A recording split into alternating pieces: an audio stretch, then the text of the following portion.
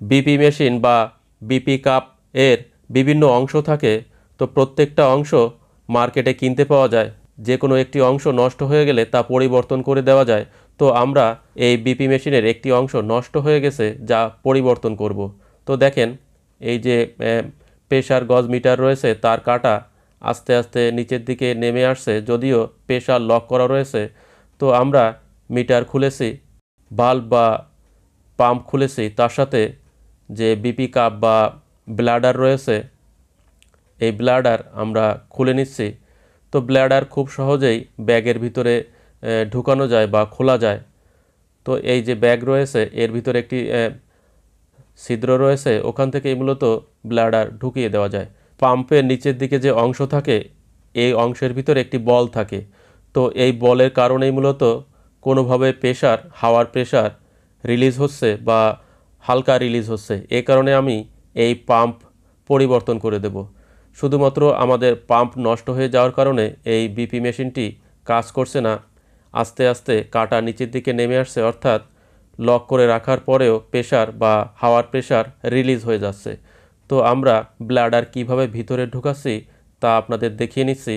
তো ব্লাডার কেন খুললাম, আপনারা যাতে ব্লাডার কিনে, যেহেতু স্পেয়ার হিসেবে কিনতে পাওয়া যায়, ব্লাডার নষ্ট হয়ে গেলে বা লিক হয়ে গেলে বা কোনোভাবে যদি পচে যায়, তাহলে আপনারা ব্লাডার কিনে এইভাবে ভাঁজ করে, যেভাবে আমি দেখালাম, ভেতরের দিকে ঢুকিয়ে দেবেন।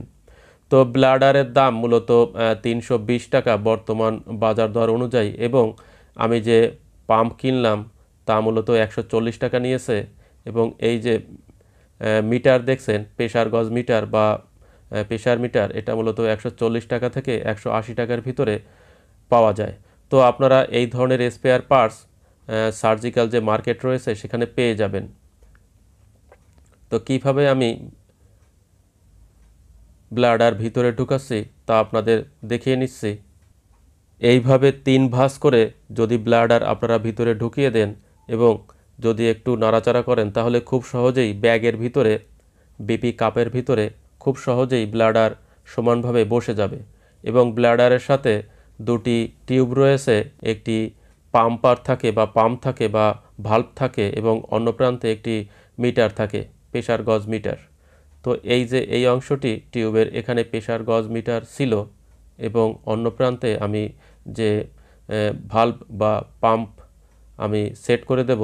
এই যে এখানে একটি বল থাকে, ওই বল কাজ করছে না, প্রেসার রিলিজ করে দিচ্ছে। এ কারণে মূলত প্রেসার লক করে রাখা যাচ্ছে না, প্রেসার নিজে থেকেই রিলিজ হয়ে যাচ্ছে।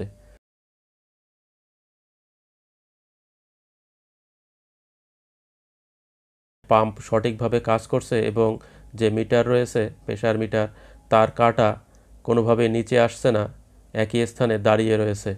আজ এখানেই বিদায় নিচ্ছি। সকলে ভালো থাকবেন।